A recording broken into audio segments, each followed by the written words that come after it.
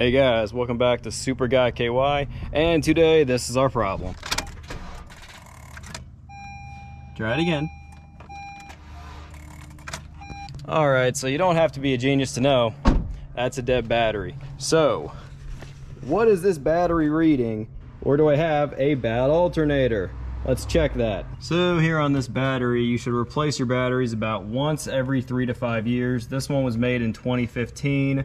And I can tell that right from over here. As you can see, the ship tag right there that says November 2015. So what's the voltage supposed to be on these? In between 12.2 to 12.6 volts.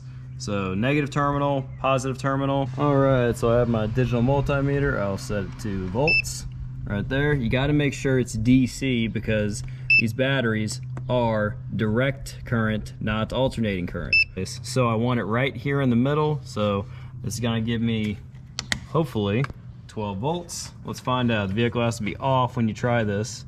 Right on the negative, right on the positive.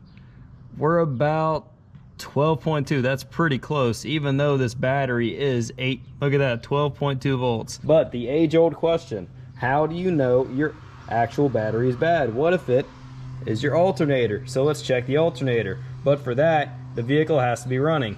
I've got a power pack. All right, so I've been up a creek without a paddle a lot of times. These power packs, this one's from Tack Life. I'll put a link in the description below for this one. I think it's a T8 Pro, but these have come in handy a lot. There's a flashlight, there's a compass, and there's all sorts of different ports here to charge whatever you need. I'm at 93%, as you can see right there. Everything's hooked up, positive, positive, negative, negative. And let's go ahead and start the vehicle. See, it didn't take that much. Now, obviously you don't want to touch your belt. I'll put a new serpentine belt when I put a new water pump on this. But what you do need the positive lead on the alternator. So, on this alternator, it's right here, right there, okay? Now, all that I'm going to, well, let's move that up a little bit. Okay, something like that. This is a little easier if you have a helper. And you gotta watch it if something vibrates, of course. I'll just put this right here, okay? So, I'm gonna scratch just a little bit right here. Once again, the frame is the negative, here's the positive. A little scratch right here. Right here. There we go, that's a good one. 12.4, 12.5. So this is telling me that the alternator is also going on this 2012 Civic. So I'm gonna end up replacing the battery and the alternator. I'm not gonna do the alternator in this video or right now because I'm gonna do the alternator when I replace the serpentine belt and the water pump. But that is future work on a future video. For right now, let's get the battery out and let's get a new one. All right guys, so I'm replacing the battery. You see all this corrosion here? Make sure you have a wire brush, and then all that you do is clean this off. I would advise not inhaling this unless you want to turn into a real version of Spider-Man. And don't forget the positive terminal. Before I actually remove the leads, I have to get rid of this little, I don't know what to call this. It's kind of like a brace, I suppose. And of course, these little nuts right here, they are 10 millimeter.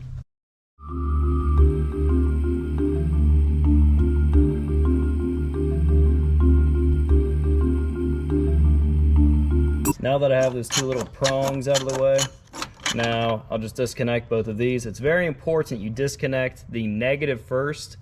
Hey, there we go. There we go. Good Lord, that was tough. Alrighty, let's do the easy one, the positive. Will it be easy? Let's find out. Okay, and easy. Wow, look at that. Beautiful. Okay, I'm gonna get this battery out. Move this cable over. That's 10. Like that. Get this out like that. Careful not to cut it short. Let me get this out last time. Oh yeah, on these pins, it's threaded inside of this little thing, like that. So what you actually have to do, you have to spin this. Let me get this out of here, make it easy to see. Get that out of the way so it don't cause a short. Come on, come on. Alrighty. You have to spin these to get it out. And I don't know. Technically, can't you just lift it right now? No. I don't know why Honda made it this difficult. So, everyone on Earth. Lovely. Well, there goes that threaded portion, but I don't care. Everyone on Earth has to go through this huge hassle just to change a standard 12-volt battery. But don't worry, I have finally gotten this one out. Make sure you don't touch anything. These are the old school ones, they're nice and heavy. There we go. So now, I'm gonna clean all of this off, take this to Costco, get my new one. Make sure you turn in your old battery when you buy your new one so you don't have to pay the core charge. If you do, then they just take it off of your bill. But we will be back when I've got my new battery.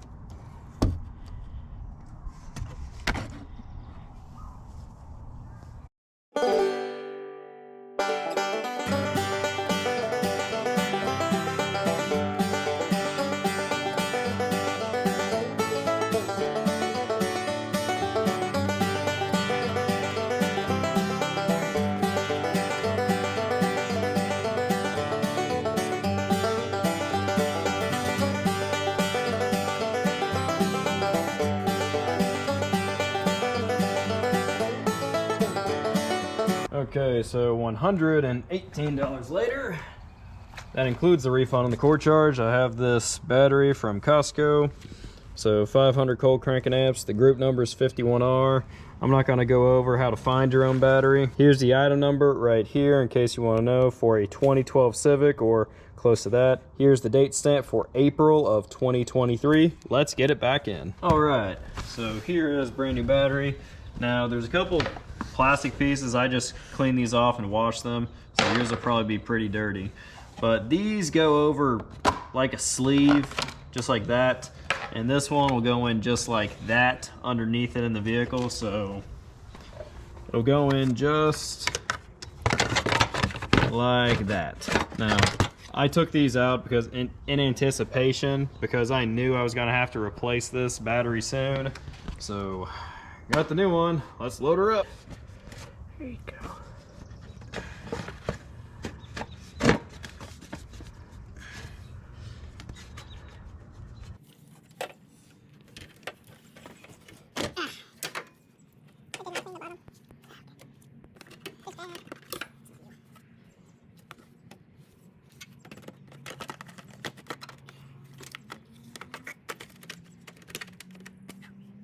So what my wife did while I was getting the new battery inside of these rings, she took some Q-tips and rubbing alcohol and rubbed around there. I'm just gonna do a little bit more on the bottom, because here is where it's actually gonna seat right up against that surface, the bottom of that terminal. I'm just gonna rub a little bit. See all that's coming off? Because you don't want this on your brand new battery. That's just gonna accelerate a little bit more corrosion.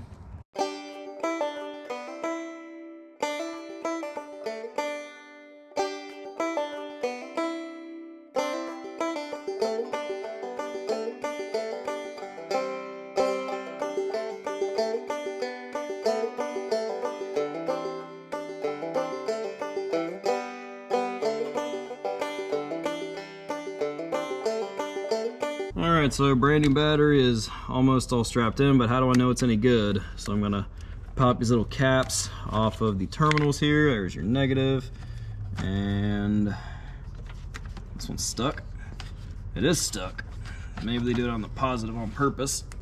Here we go. Alright, so now I have my meter set back up, and we're gonna go to DC. Let's go back to range double digits. Now let's see what it is. All right, so negative and positive. We're at about 12.8, 12.74. Can you see that? Yep, so 12.74. That's very steady, and that is a good strong battery. Now let's get her all strapped in and coiled up. Okay, so this little brace right here. Oh jeez, how am I gonna get this back on now I got that stupid thing there? Okay, there we go. Yeah. Why did Honda have to make that so hard? So once again, this little pin, I have to get down there and hook it, and I have to spin that. So right, this eyelet right there, see that? That's the eyelet you have to grab. Then you have to get this to go to that.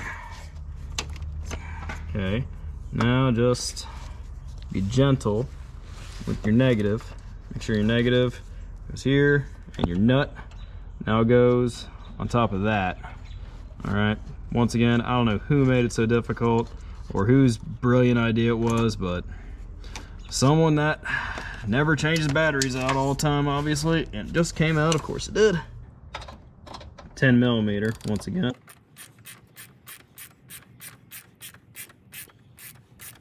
Now it doesn't have to be death type, but definitely a good snug.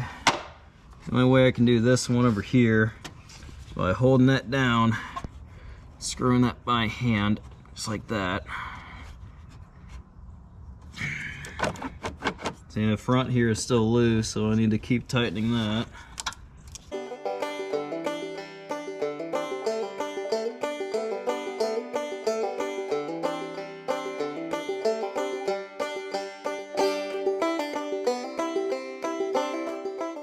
Alright, now it's pretty tough to shift, and when I move the battery, I'm actually moving the vehicle.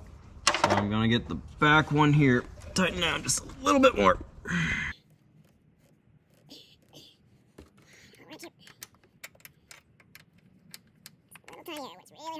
That's good and snug. So now, when I got these off, I took the negative off first, then the positive. How do I get them back on? You do it the exact opposite. Positive goes on first, then the negative goes on. Here we go.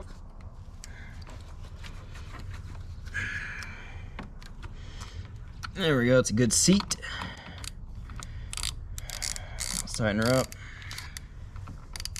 Nope, it's not down all the way. Use fiberglass hammer, jam it. Not too much, just a little bit.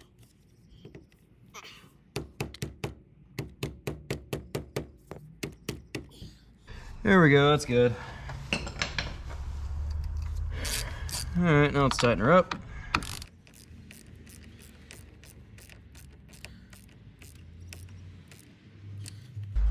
That's good and snug.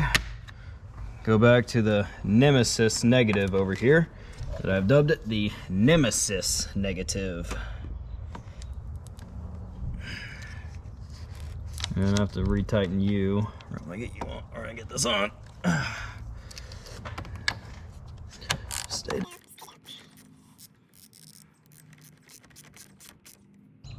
And once again, not death snug, but pretty snug. Now you right here. Let me. Come on. Come on. There we go. Tighten you back up here. And 1 second. Get him positioned the right way, right there. That's good. Good snug, nothing crazy. Now it snaps back in. Double check that. We're good. Alrighty. Let's see if it'll start. Alright, so the lights are coming on, so that's a good sign. Now, let's see about how many cranks till she starts. And we're back. It is a couple days later. I have both one from Amazon and made in China and the official Honda part number. Don't worry, I'll put this in the description below. But I broke the little thingy that goes right here. That is a battery current sensor, and if it does not have that completed circuit in the fuse box, it doesn't start. So yeah, I'll show at the end of the video the proper way, or at least what I think, to take one of these things apart. I guess I'll just use this one and film that before I return this back to Amazon. Right now, gotta put my wife's car back together or she's gonna kill me. Let's go. So this is the old one, and this is the new one. And obviously you can see that this one has seen much better days. We tried to clean this out with rubbing alcohol, then baking soda and water concoction. That didn't work. You can't even see anything on that actually. Take a look at this one and you can obviously see all of the part numbers. This is the OEM, made in Hungary. The one from Amazon's made in China. So I'm pretty sure this one will work. If it doesn't, I might have a separate electrical issue to investigate. But just wanted to show the absolute difference. And this has 105,000 miles on it. And this is brand new, so this is something to consider replacing. Okay, remember, when you're putting your battery back on, you do it in the opposite order. So let's go positive on first. And I kept this off so the battery wouldn't get drained.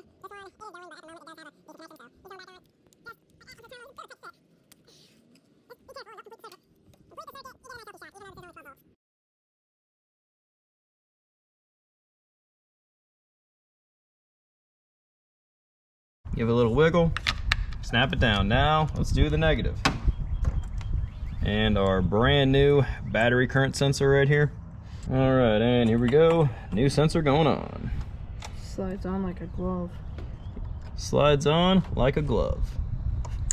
Perfect. Good snap right there. And where is the other cable? Aha. Be gentle whenever you have these little plastic clips. Always be gentle. There, okay. So let's go nice and easy. I'll do this one by hand here. Nice and easy. Old mechanic trick. Don't do them all super tight at once. Do a gentle snug. Once again, the old car guy joke. These are all 10 millimeter.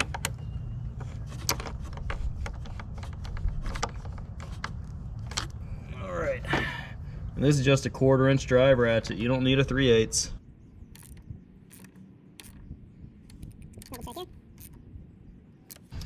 Snap it in. Alrighty. Give it a quick wiggle. Quick wiggle. Alright, let's start her up. Alright, let's see what happens. And hey, it works. Whoops. So that was brand new battery. I've got a new series on this vehicle coming out actually. So I've already changed the engine oil and the fluid. I've changed the trans fluid and the trans fluid filter.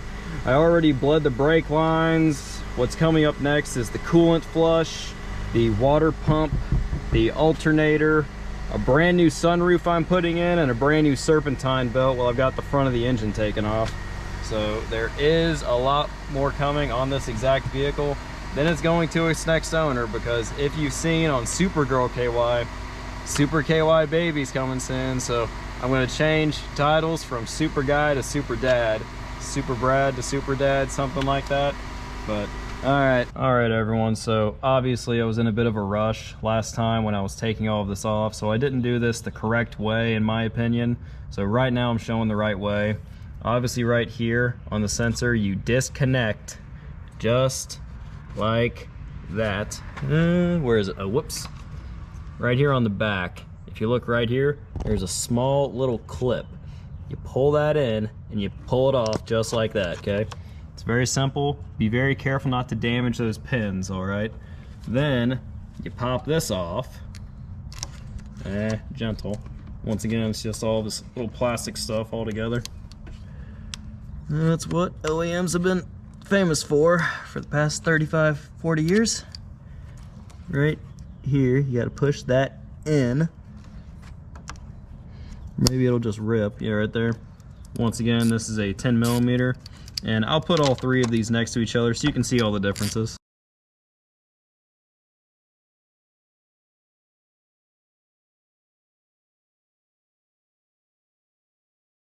Okay, now that you have both of these off, now you can get to this one, okay? I was burning daylight and in a big rush when I was taking this off originally, so I didn't do this the proper way. Just do a gentle wiggle, see? Just gentle. Now let's put all three of these next to each other. So right here, obviously this is the original one that I just took off yesterday, and yeah, it's all beaten up and all worn out, but these are the two that I want to show you right here. This is the one from Amazon, that's a made in China and a generic, and this is the exact Honda OEM. So right off the bat, you can tell that this nut won't fit on there, and it will here. So this is just a, I don't know, 20-cent nut, but that's just one of the small differences. You can see the differences in the actual copper itself. This is gonna wear out a lot faster. And my 10mm socket right here, it'll go right over that on the Amazon, just like the OEM right here. But the difference is the angle between them, and this doesn't look like it's coated to me. This has a coating on it to protect it from long-term use on electrical components, i.e. that battery terminal. This one doesn't. This is going to last maybe a year. This right here from Amazon, this was about $50. This one right here, if you buy it from the dealership, it's about $117, I think. I'll put both links in the description below.